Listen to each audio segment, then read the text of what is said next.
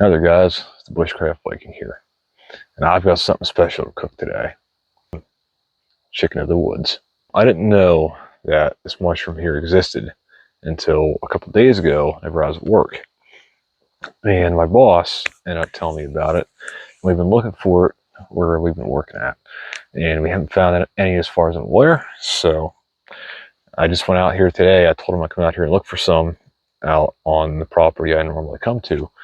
And what do you know? I found a whole bunch of it. This is a little duct tape bucket I made here a couple months ago. And as you can kind of see in here, it is pretty filled with chicken of the woods.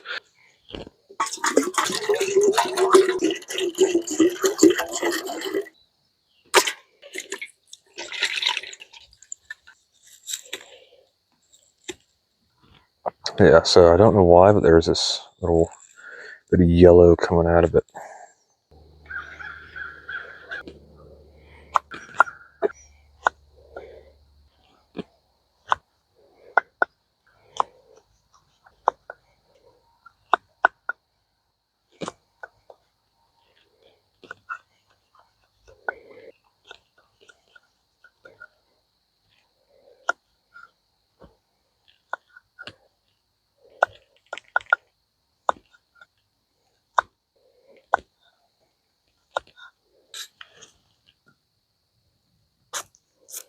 Supposedly, all you do is just throw in some butter with it and cook it in the butter. So I'll be using this guy here to be able to cook.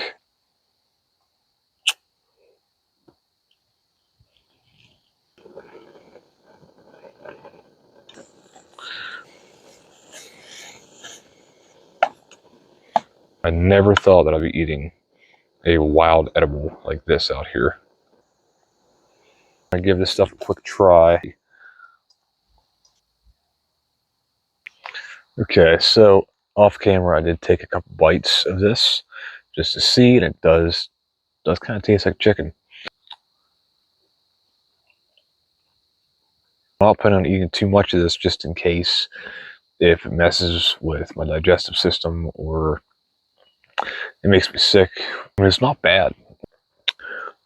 I think all I can really taste is the butter. It's a good food source. I found it on an old oak tree. And what I'll do is I'll take you guys over to the same tree. Now I know what to look for and I know what to do. Now, I would not recommend doing this unless you know somebody who knows the stuff or you do a lot of research on it. And whenever I had the time to at work, I was kind of researching it a little, especially on my way to the job site and on my way back from the job site. Okay, so this is one of the locations here that I had planted some of the cattails. It's been 2 weeks they've been planted in here, and I have not seen any growth at any times I've been out here filming these videos. I've been checking on it over the past couple weeks. Maybe at some point they'll start to shoot up. I figure this would be a good spot to plant them at just because this is constantly wet. Apparently this may not be the right environment for it. So this is roughly the area that I planted these cattails at, and I have not seen any kind of cattail growth at all. And for all I know, this could be the completely just wrong place to plant cattails at. This right here is part of the chicken of the woods that I'd found. Now this stuff has a lot of bugs flying all over it, but this is the same exact tree that I found, that chicken of the woods, that I tried today. So this is another cluster. As you can see, it's about as big as my hand. If I put my fist up beside it, that's a good idea of how big this is. And that chicken of the woods right there is going to be saved for later. And if I do find any more, it'd be awesome. So I came from up around this area down here, up this way. And I happened to look down at the base of this tree here, and I saw that. So this is where I found that chicken of the woods at. Now, for those of you who are wondering, these pants are apparently work pants. These are Wrangler Ranger rigs. These are possibly some of the best pants I've ever worn. These pants, what's nice about them is they're kind of like brush pants. So mid shin up to mid thigh is double the material on the front. On the back is not that. It's just one single layer. But even though these things are expensive, they're $50 a pair, they are 100% worth it. Because these are some of the most durable pants that I've ever worn. And these are actually really comfortable once you break them in. Because after you've worn them for a while, these pants are just phenomenal. As you can see, the amount of play they have, for how thick they are. And I may even waterproof a pair of these later on down the road. We'll see. I got 6 pairs of these pants. Because I wear these pants whenever it's cold or chilly out. So what we have here is a small pine tree. Now, if you look down here, you kind of see there's some damage done to the tree. That is a useful resource. It means I can use that to make what's known as pine pitch glue. One of the other things I'll be doing is actually taking a couple small pieces of this off and brewing some of this up to make pine needle tea.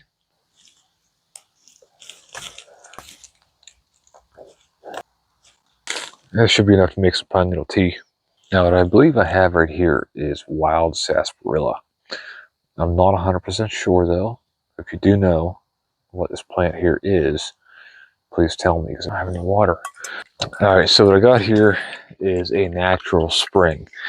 But to be able to make that job just a little bit easier, I'll be getting out a little bit of paracord that I always carry with me. I have this into a simple loop, and what I'm going to do is I'm going to make a simple lark's head, so let it drip inside of there. That's how I'm going to fill this guy up. I actually use this paracord whenever I'm at work to carry my water. This is one thing paracord can be used for in a pinch. As you can see, it's filling up. Now, this water is 100% safe to drink. Because I've been drinking this stuff like this for years. This is generally how I fill up my water bottles whenever I'm out here. Now, not every natural spring that you come across is going to be safe to drink. But I know this one here is 100% safe to drink just as it is, because this is actually fed up to a family member's house of mine.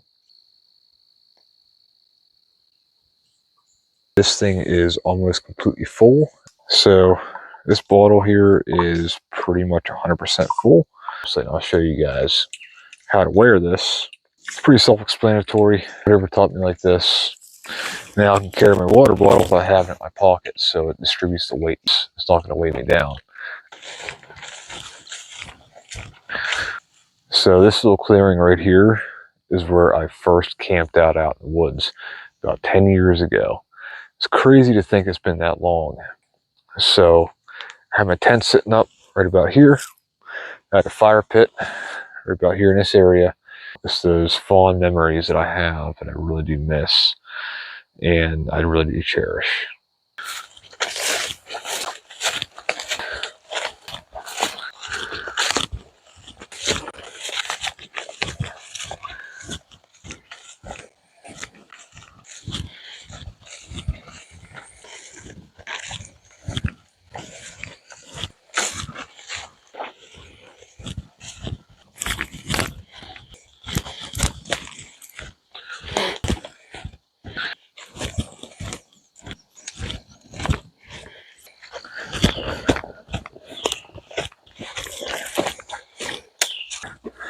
Think about it. I have to come back down this to get you guys. It may not look that bad on camera, but in person, this thing is steep, it is slick, and I'm glad that I'm wearing my work boots.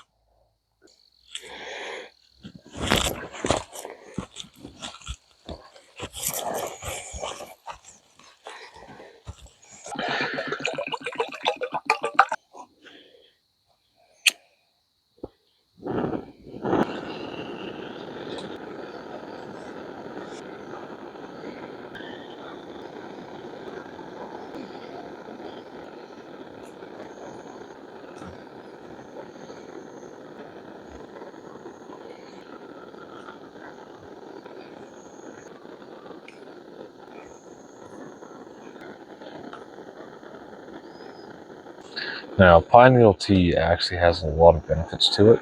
First of all, it has a lot of vitamin C. This is going to be a really good tea.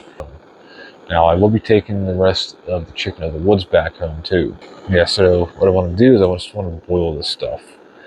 Now I put about a cup of water in here. This is going to be a good tea for me to drink before I go to bed because I do have to be up early for work tomorrow. And what I'll do is I'll let this steep as well after it starts to boil. Now I would not recommend drinking from any kind of water source unless you know it is safe to drink. Come with it. I have not helped release all the flavors out of the pine needles in a while so they don't burn anything.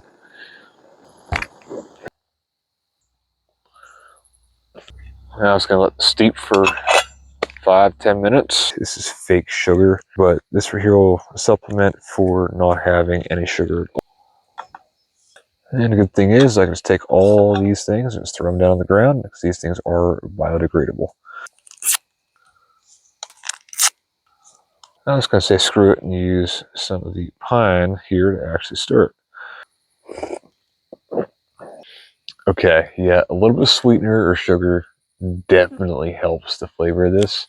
Now, if I'd have got my hands on some sassafras roots and put in here too, this thing would be just, oh, it'd be amazing. Finding all this chicken in the wood, though, was a huge score. This is all the extra that I have not done anything with yet. So this is a lot of food.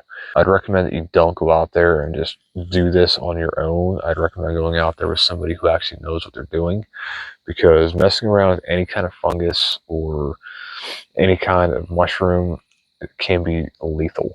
Like, there are certain mushrooms and fungus out there that are extremely poisonous and that can kill you within days. At some point in the future, I'm also looking at making an actual foraging bag. I'll be able to come out here and harvest this stuff since I know what to look for now. I'd much rather have a foraging bag so I can actually get more of this stuff and also other wild edibles too.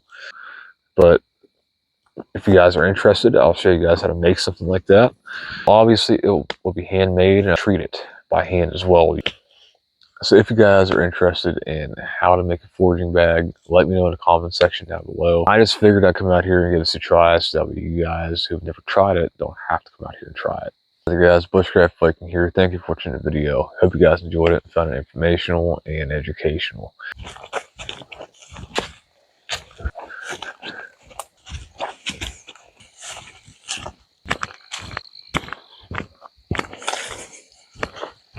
Oh, that's a big old spider web going across the trail here. I'll bring you guys up close to see it.